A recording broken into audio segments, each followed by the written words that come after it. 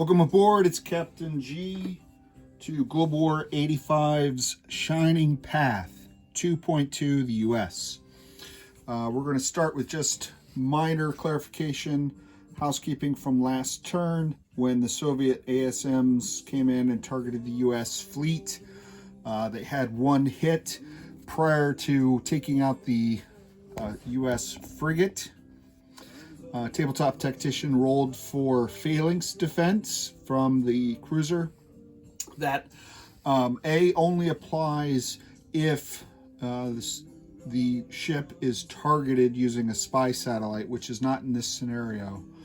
But also, it only applies to hits assigned to that ship. So the Sea-Wiz close-in weapon system or the phalanx defense for the cruiser could only defend the cruiser, could not help protect the frigate.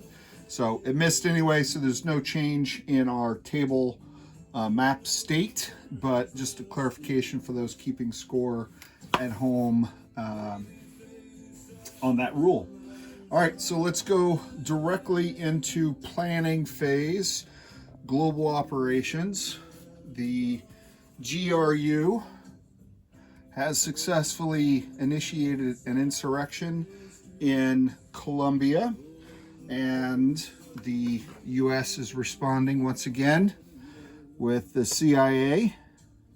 So I'll place my little spy icon so I get one die for free, and then we're spending 2 IPP so that way we can roll 3 dice. We're not doing any diplomacy from the State Department, even though we had luck last time, but we're focusing our finances in another direction. So we have 3 black die, each one representing efforts for the CIA.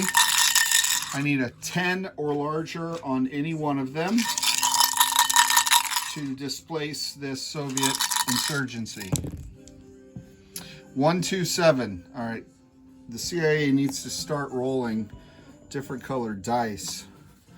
So we were thwarted, alas, and now the insurgency overthrows the government, so that removes the local ground units and you replace them with 1 light infantry, which is essentially the same thing, and then you replace the air unit with Soviet, and you place a control marker in Colombia. Well, if they didn't want the carrot, they are going to get the stick, because we had a fallback plan for that. All right, in the interim, let's go to our build plate. All right, we walked into this turn with 23 IPP cash on hand. We wasted 2 for the CIA. That left us 6 for 2 frigates, 6 for another A-10, 6 for a SAM and a light infantry. So 6, 12, 18, 2 for the CIA is 20, and then 3 on another SAM is our 23. Combat. We do have combat.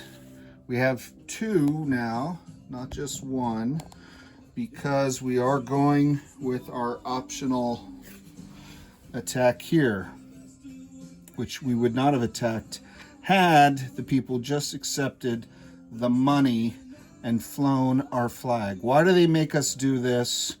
I don't know. So the first attack is actually going to be a U.S. Army attack helicopter moving up from the Southcom task force, as well as, you can't see that, apologies, as well as 2 light infantry, 2 of the 5 light infantry moving up.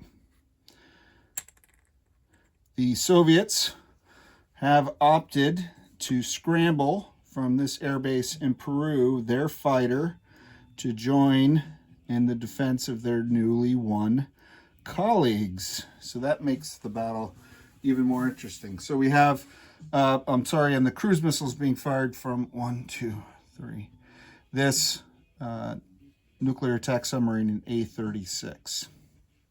So we're firing a cruise missile, attack helicopter, 2 light infantry to go after the light infantry and the air cav, and then the Soviets have scrambled that fighter. So that'll be fun. Down here, we're planning an either way attack. In Sao Paulo, we're doing a surgical airstrike. So coming out of the U.S.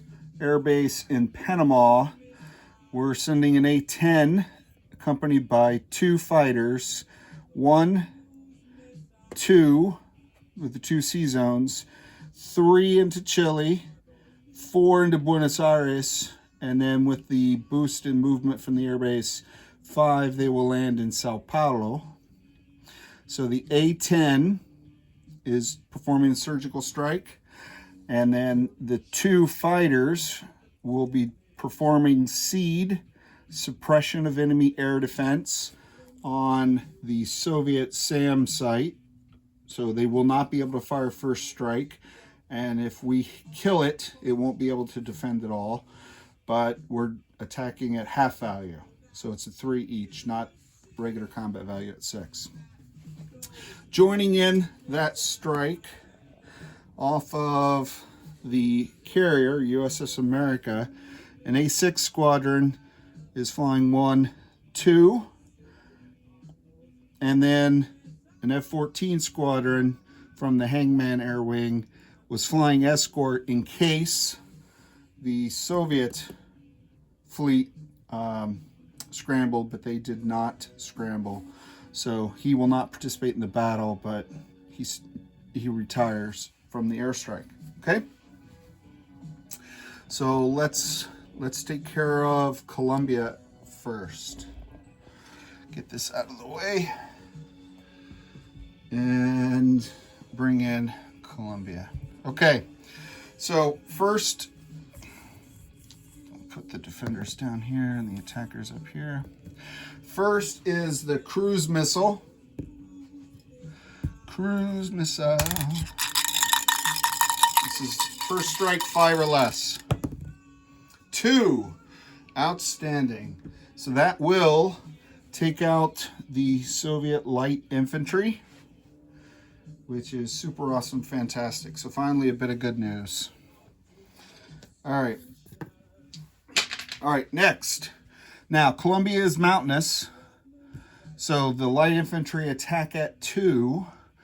The mountains would take them down to 1, but the close air support from the U.S. attack helicopter moved them back to 2.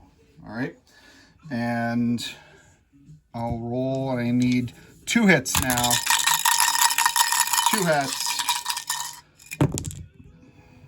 And I got none. None. No, the attack helicopter got a 7, and those guys I wasn't counting on hits from. That's not good. All right, the defending. The air cav defends at 4. The fighter is flying air superiority, so he is actually shooting at my helicopter. And let's see how they do. Okay, so the air cav missed, the fighter hit, and that's air superiority, so it knocks out my attack helicopter, which not only does it die, but it lowers the odds of the light infantry getting a hit down from 2 to 1. I could go forward with an attempt to kill, but it's a 1 out of 12 chance. You know what? I'm going to go for it because we're America and we don't back down, and we double up on our bad decisions. So I'm switching dice so I'm not confused. Now these are my 2 1s. This is the 4 for the air cav, and this is the 6. The fighter in second round forward switches from air superiority to regular combat anyway. Come on, 1s. I need a 1. I need 2 1s. Oh, All right, I got a 9 and a 5, so nothing ventured, nothing lost. I'm gonna go one more, because I don't mind losing infantry, but if I can kill his fighter.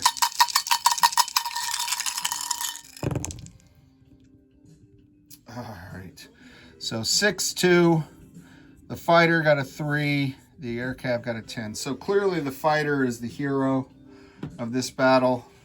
I'm not gonna waste the last light infantry. I am gonna pull back, and the aircraft survives. I will not go forward anymore. And then the fighter will return to his base in Peru. Well done, tabletop tactician. I enjoy scrambling. I think if you scramble a lot, that forces any would-be attackers to take extra measures that they would not ordinarily take. I did not expect him to scramble, but he did, and it worked out to his benefit because he got no hits with those defenders. And the fact that my missile hit early gave me false hope, but alas, was not to be. All right, so this is a surgical strike with a very specific order of events. So I declared my attack.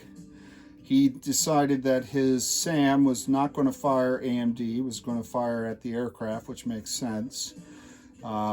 He opted not to scramble, so my air superiority fighter is retired and does not enter the battle zone, doesn't get shot at, cannot be taken as a casualty in case he does get hits.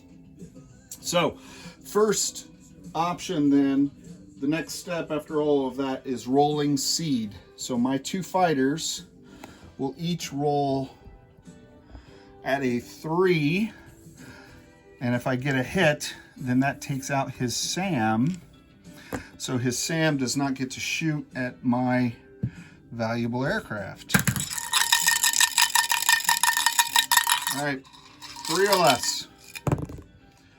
Oh, outstanding.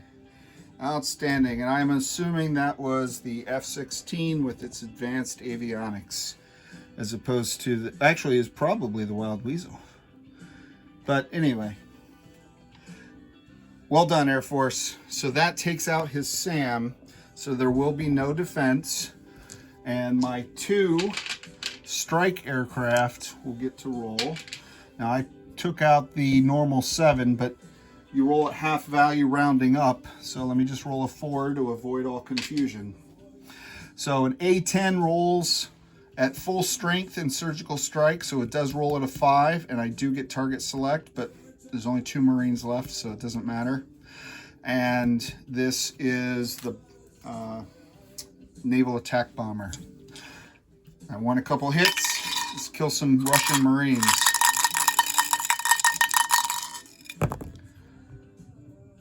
Oh, all right. So my A-10 missed. That's totally disappointing. But the Navy A-6 does kill one of the Soviet Marines, and that does limit his attack options if he's going amphibious anywhere. So I'll take off the chip, and so I got 2 out of 3, and I took no losses, which is just as important, if not more important. All right, so that completes the combat. I told you this scenario is quick and easy, and I'm taking time to try to explain things, so this turns a little bit longer than it would be otherwise. Let's move directly to non-combat movement. We're going to land the air superiority fighter back on the USS America, as well as the triumphant A6 squadron. Well done, fellas. All of the Air Force aircraft, which did get a hit. They killed the SAM, so they're celebrating. Okay. So they're going to land there. I have no other aircraft to move. Every single aircraft went this turn. This is just my fleet marker. This diesel electric from A41 is moving down to A43. I had a bunch of non-combat planned for when the CIA took Colombia, but that didn't happen, so I just need to make sure my fallback moves. No, okay. So that's it. All right. So that is it for non-combat. Clear this off and this off as I go. And let's go to place units.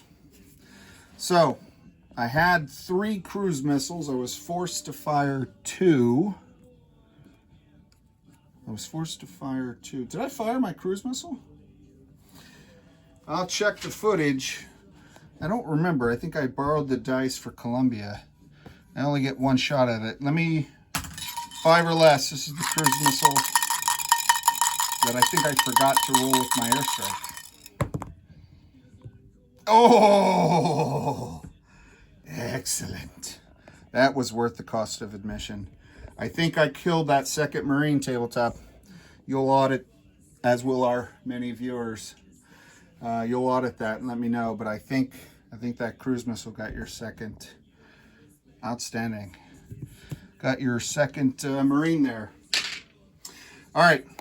So I did fire 2 cruise missiles, which is why I brought that up. And I built 1. So I end my turn with 2 cruise missiles on my build plate. Or my dashboard, rather. I'm going to place both frigates in A43 in the America's Task Force. I'm going to place the A10, my second A10, in Buenos Aires to increase the Air Force presence. I'm going to build a SAM in Sao Paulo as well, with all that aircraft in case he decides to come after me with his air. And then the SAM and the light infantry are being built in Panama. So that gives me 2 light infantry and 2 SAMs. And as I shared with Tabletop as we were talking, I like, even if I'm using a task force marker, personal preference, I like to put the SAMs on the map, not on the task force. Because if you're planning moves with air, it helps to know where the enemy has their air defense. So at least it helps me. So that's what I do. All right.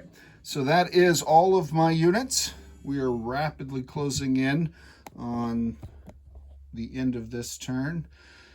And sadly, that comes off. So we placed units. We're going to collect income. So I have a base now of 6. Starting 5 plus 1 for Venezuela. And Venezuela, he's got the air cav and he can go through there. Hold on 1 second. I forgot about Venezuela. Now, 1, 2, okay. I'm going to do a sea lift of my Panamanian SAM into Venezuela. And I'm going to send up 3 light infantry from Amazonas. Apologies, I had multiple contingencies and I forgot about Venezuela. So that was non-combat. 3 light infantry moved up here. The one that remained was the one that attacked. He would not have been able to move in non-combat. Okay, it's just so everyone knows I accounted for him.